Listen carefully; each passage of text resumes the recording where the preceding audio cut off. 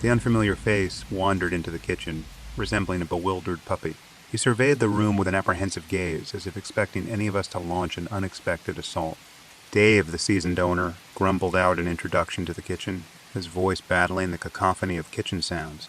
Unable to linger, I tore my eyes away from the scene as we were swamped with orders, my screen rapidly filling up. I toiled as a fry cook at Dave's Dive Bar, a run-down establishment, adorned with neon signs in the modest dining area. The bar shelves held an assortment of inexpensive liquor primarily reserved for shots, given Tommy's ineptitude at mixing cocktails under pressure. The tables bore the scars of brutal mistreatment, seemingly subjected to a variety of destructive forces. Yet, nothing eclipsed the roughness of the patrons, mostly bikers, drifters, and individuals of dubious backgrounds. When the crowd reached a certain level of rowdiness, a street sign mysteriously vanished, proudly showcased by Dave in the narrow hallway leading to the graffiti-covered bathrooms. Lowering one's expectations proved useful, especially concerning the bathrooms left untouched for weeks. Adjacent to the wall of cheap spirits stood our confined kitchen, where I churned out the greasiest dishes conceivable. Despite my attempts at nightly fryer cleaning, the stubborn residue of dirty oil persisted. Yossi manned the flat top and Nathan took charge of the broiler, forming our trio dedicated to keeping the customers well fed to facilitate copious drinking. "Meet your new fry cook, Levi?" Dave's voice jolted me back to the present. Turning around, I spotted the newcomer standing hesitantly behind Dave, reminiscent of a child seeking refuge behind a parent. Extending my hand, I beckoned him forward. He cautiously approached, eyeing the bubbling fryer with trepidation. Upon our handshake, I made eye contact for the first time, noting his Metallica t-shirt, jeans. Our dress code was rather lax. Dirty blonde hair, bluish-gray eyes, and a clean-shaven face that suggested a lack of facial hair growth. Though taller than me, he lacked the presence to match. "I'm Levi. Have you worked in a kitchen before?" I inquired. "I'm Henry," he replied, stealing glances at the fryer. "And no, I've never worked in a restaurant." My irritated look aimed at Dave went unnoticed, preoccupied as he was with distant thoughts. The odds were against the inexperienced and jittery Henry lasting long in this bar, where strange occurrences were routine. Smiling as sincerely as possible, I welcomed him to the team. Surprisingly, Henry adapted well for a novice. Quick to grasp tasks, he eventually became more sociable. Thoughts about his luck in avoiding the bar's peculiar incidents crossed my mind when a sudden order interrupted. Glancing at the screen, I and Henry saw an order for Davy J. with fish sticks. Panic set in as I pulled Henry aside. "Go hide in the wok." "In, Henry," I instructed urgently. Ignoring his questions, I herded him into the wok. "In," shutting the door behind it. As he pressed for explanations, I hushed him with a hand on his mouth and whispered, "Shut it. I'll explain in a minute." Time passed, marked by 3 knocks on the wok. Indoors, sighing with relief, I opened it to find Nathan, looking drained and pale. Over my shoulder, Henry voiced his concern. "What happened to you, Nathan?" I saw Nathan glance at Henry, then back at me, nodding before walking away. Turning to Henry, I sighed. "Henry, that last order had fish sticks. Do we have fish stick?" Confusion played across his face before transforming into deep contemplation, and finally realization dawned. "We don't carry those." "So why did the waiter or waitress?" "Just say server," I interjected, interrupting his train of thought. "Okay. Why did the server ring them up?" The sarcastic tone he added to the word server annoyed me slightly. "They didn't. Occasionally Davy J appears on our screen asking for a seafood dish we don't serve. When that happens, anyone with it on their screen hides in the wok. And no one rings it up. It just appears," I explained. Henry took a moment to process, then chuckled. "Oh, I see. Nice try, but I'm not so gullible," he said, his smug expression turning skeptical as he saw my seriousness. "What? You expect me to believe this? I know the new guy should expect pranks, but this is obviously fake." "It's not," I asserted, noticing a crack in his armor of disbelief with my matter-of-fact response. "Well, what happens to the people who don't hide?" Nathan looked really traumatized. I shook my head. "You'll likely experience that in the next few weeks during your training. Davy J torments us every few weeks. Follow my lead and you'll be fine." I wasn't sure if Henry was genuinely listening or pretending. As I said, not many last here, leaving voluntarily or becoming missing persons. I know the fate of some. Others, I suspect. The rest of the night proceeded smoothly. I hoped to see Henry again envisioning him as a valuable addition to the team. Yet, a part of me hesitated, not wanting anything to happen to him. Several weeks passed since Henry's first day and encounter with Davy J. He adapted well, either ignoring or remaining oblivious to the strange occurrences. He even interacted with Heather, our resident ghost dressed as a server who took orders from guests without ringing them up. No one knew her origin. Different stories circulated among the staff. Henry didn't seem to notice when Heather disappeared abruptly. He appeared confused for a moment, shrugged, and walked away. However, something he couldn't ignore occurred recently. Feeling confident enough to leave him alone, I made my way to the restroom. It was a mistake. There were no orders on the screen, and many things in the bar were harmless. I realized my error upon returning to find him staring into the fryer, even though nothing had been dropped in it. Shit! I muttered, approaching Henry cautiously. I spoke gently as I grabbed his shoulder. "Hey, Henry, what are you doing?" He seemed unaware of my approach and spoke up. "Did you hear that?" pointing into the churning grease. I knew something was amiss. "No, I can't." "What can you hear?" I asked slowly, sensing the gravity in his expression. My girlfriend's voice. "It sounds like it's coming from the fryer," he said with unfocused eyes and a monotone voice. "What's it saying?" I asked, noticing the bubbling growing more intense. "She's saying the oil is cold." "Is that true?" "She keeps saying I have to test it." I stood next to him, knowing what would come next and wanting to talk him out of it. "Don't listen to her, Henry. Is she a fry cook? Would she know how hot the oil is? Hell, do you even see her around here?" I added the last part, attempting to break his gaze away from the oil, but he remained fixated. "But she's incredibly intelligent, Levi. She'd figure it out. I have faith in her." As he uttered those words, he leaned back, his gaze fixed on the fryer. It was the moment I had been anticipating. As he lunged forward, directing his head toward the swirling liquid, I collided with him. He was propelled against the wall, sliding down into a seated position. Standing over him, I observed. Typically, this was enough to bring people to their senses, but not always. Turning my attention to the fryer, the swirling gradually subsided. Just before it fizzled out, a familiar voice echoed next time. "Levi." I returned to Henry. He stared up at me as though just awakening, his eyes half closed, mouth slightly agape. Suddenly fear washed over his face. "Levi." "Well, what just happened?" He curled into himself, hands grabbing his head. Rocking back and forth, I hated seeing him like this. His blissful ignorance had been stripped away. The bubbles. They talked to me. It was my girlfriend, but not really. I was about to... Oh God, his words poured out like a waterfall. His rocking intensified and his eyes were wild. Crouching beside him, I placed a firm hand on his shoulder. "Henry, breathe." I demonstrated deep, rhythmic breaths, and he began to mimic me, wet streaks trailing down his red, puffy eyes.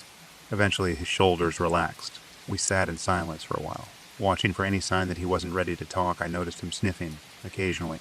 The fryer does that sometimes, Henry. It tries to communicate. You must ignore it. It's challenging due to its hypnotic pull, but you must ignore it. "I'm sorry I didn't tell you earlier. I'm sorry I didn't tell you earlier. I didn't think you believed me. Some things in this place are better learned through experience. If you choose to come back after this, I'll tell you everything you need to be prepared because I know you'll believe me now." He nodded with a blank expression, and I slowly helped him to his feet. A few orders had come in, and Josie had taken over my station while managing his. Thanking him with a nod, I led Henry to Dave's office. Dave was initially granting him only a few days of paid time off, but I intervened and convinced him to give Henry 2 weeks. Dave, with his shady dealings, could handle it. Whether Henry would return was uncertain. Part of me hoped he would, but he seemed deeply shaken. Dave's behavior had been odd since Henry left. Yesterday, before opening, he approached me, his eyes restless, constantly scanning the kitchen. Unkempt black hair and several days of unshaved growth revealed his visible stress. I assumed it was due to concerns about Henry suing or leaving. Dave was struggling to find replacement staff to cover the massive turnover, but he had never been this visibly stressed before. "Have you heard from Henry?" Dave leaned in close, and I almost recoiled. His breath reeked, and he was shouting that we were alone. I was opening today, so Nathan and Josie weren't in yet. The front-of-house staff hadn't arrived either. He interrupted me as I gathered sanitizer buckets and rags to clean the improperly cleaned line from last night.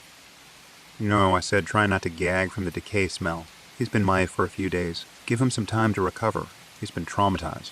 I found myself whispering as well, feeling too uncomfortable to raise my voice. "He's not recovering. He's following me." Dave's eyes darted around as if Henry was hiding around every corner. I don't like being followed, Levi. I don't like being followed, Levi. His speed increased as he continued. I'm a private person. I can't have people following me. Levi, have you seen him? Dave, are you on something? I moved away, unable to handle his breath. His frantic head shaking made me skeptical. Henry isn't following you. You're paranoid. He has no reason to. Glancing down, I saw a pool of red forming on the floor. A drip fell from Dave's hand, adding to the blood. Why, Dave, are you bleeding? My whisper was finally broken by this distraction. He picked up his hand, looking at it blankly. Dave stopped whispering, too. I guess I am. The stream of blood changed directions, moving back down his arm, hidden under the sleeve of his shirt. Do you need me to look at it? I reached for clean rags. He pulled them from my hand. He practically shouted, I can handle this myself. He ran off, leaving me to clean up the mess. I didn't see him for the rest of the day, disturbed by our interaction. The bar ran fine without Dave, but his behavior left me uneasy. A few days ago, everything was ordinary. On the initial day when it all commenced, I returned home after school, dedicating my afternoon to homework. Upon completing my tasks, I switched on the TV, stumbling upon a news report about a colossal cosmic entity, a world eater, that had entered our universe and devoured Jupiter. This revelation left me in disbelief, prompting me to verify the information on my computer, confirming its authenticity. The following day, ominous signs surfaced on the streets, bearing messages like God has abandoned us. From my window, I observed police patrolling as a global quarantine unfolded, restricting movement and closing school. Homework was sent via phones to cope with the situation. Despite the looming threat of the world devourer, I focused on completing my assignments. Later on the news, I learned that world leaders convened to strategize against the devourer, coinciding with the arrival of helicopters in the streets. By the third day, chaos erupted in my surroundings. People clashed, believing the world eater was a fabrication by the government. Witnessing the turmoil, I became increasingly paranoid, vigilantly guarding my home. News reported the devourer consuming Neptune, Mercury, and the moon, causing gravitational shifts and natural disasters. I successfully defended my home against intruders attempting to exploit the mayhem. On the fourth day, I confronted burglars in my house, narrowly escaping harm during the altercation. Strange creatures resembling the world devourer materialized, devouring the thieves. Accepting my fate, I braced for the end. The sixth day brought further calamity as creatures resembling the world devourer consumed my neighbors and their homes. Watching the news, I learned that the devourer had devoured the sun and left offspring on Earth, akin to the creatures that had wreaked havoc in my vicinity. A melancholic tune echoed in the sky as natural light disappeared. Today, the seventh day, the world was blanketed in snow. With no food left, surrounded by the deceased, and the planet plunged into darkness, the world eater's looming presence signaled imminent doom. Yet a glimmer of hope emerged in the form of a light in the sky. Initially, I entertained the thought of divine intervention, but it turned out to be futile nuclear attempts against the monster. Seeking refuge in a shelter, I await the inevitable as the world eater prepares to consume our planet. Several years ago, when I was around 10 years old, there was an incident that, although not overly frightening, still stands out in my memory. It was the only instance where my younger sister and I found ourselves home alone due to our parents working late. The setting was quite straightforward. We were in our parents' bedroom, which had a window adorned with curtains facing the street. The unexpected occurrence began when we heard the distinct sound of the gate being moved. Reacting quickly, we positioned ourselves in a semi-concealed manner beneath the window, making only minimal silhouettes visible. A man's voice began to whisper a girl's, "A man know you're the ear," as he attempted to open the gate. The situation was undeniably unsettling, particularly because the gate was easily accessible at that time. In response, we hastily closed the bedroom door, took refuge in the closet, and reached out to our dad for help. Our father promptly contacted a friend who happened to be in the vicinity. The friend's response was to pass by our street approximately 20 minutes after the incident, inspect the gate, and depart. Given our expansive backyard, it dawned on us that the intruder could have slipped inside unnoticed by that point. Fortunately, nothing transpired, and the mysterious man's identity remained unknown. The perplexing aspect was how he had knowledge of our presence, specifically that both of us were girls, as the window only revealed a dimly lit room without disclosing any detail. I despise the human form. These pliant, soft encasements confine us, ceaselessly betraying us with their incessant needs and vulnerabilities. My own in particular is a prison of flesh and bone, relentlessly vocalizing its demand. It commenced subtly, a subtle irritation beneath the skin. I attempted to alleviate it by scratching, endeavoring to stifle the insurgent murmurs from within. Yet these murmurs intensified, wriggling beneath my skin like innumerable minuscule legs. My body transformed into a battlefield, a zone of conflict where flesh waged war against my very essence. On a certain day, as I stared into the mirror, I beheld it, a repulsive protrusion, pulsating and throbbing with an independent vitality. It protruded from my shoulder, a fleshy growth that defied all logic. My attempts to remove it were met with excruciating pain, as if my nerves were unraveling one by one. The horror did not cease there. My body revolted against itself, assuming grotesque forms that defied rationality. Limbs elongated, bones contorted, and organs shifted within me. Each motion, each breath served as a reminder of the monstrosity I had become. I sought assistance, yet doctors recoiled in horror, unable to comprehend the nightmare I had transformed into. In this grotesque spectacle my body had become, I stood alone. Friends and family disappeared, repulsed by my appearance. I couldn't blame them. I yearned to break free from this corporeal prison, to discard this mockery of a body that betrayed me incessantly. However, it detained me, an unrelenting tormentor from which I could not escape.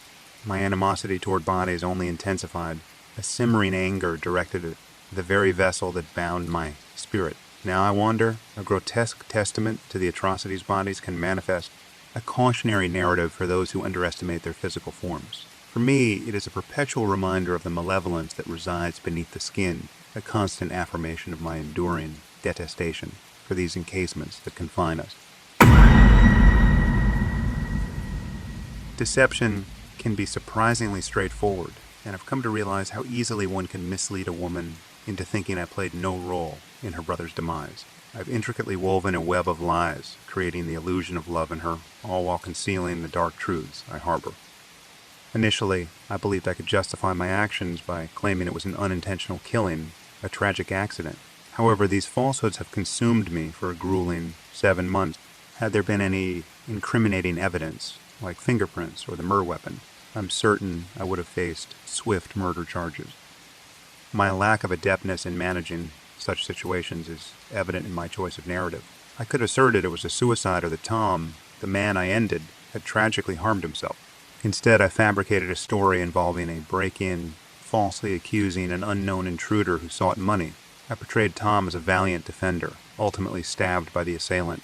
Though the police might have suspected my lies, concrete proof eluded them. Now my own words haunt me as the police persist in their relentless pursuit of Tom's murderer, a pursuit that feels never ending. The burden of my deceit intensifies with each passing day. Once Tom's closest friend, I find myself haunted by the question, why did I take his life? The unsettling reality is that I can't recall. 7 months have blurred the line between reality and nightmare. What I do remember is the moment I drove the knife into Tom's stomach.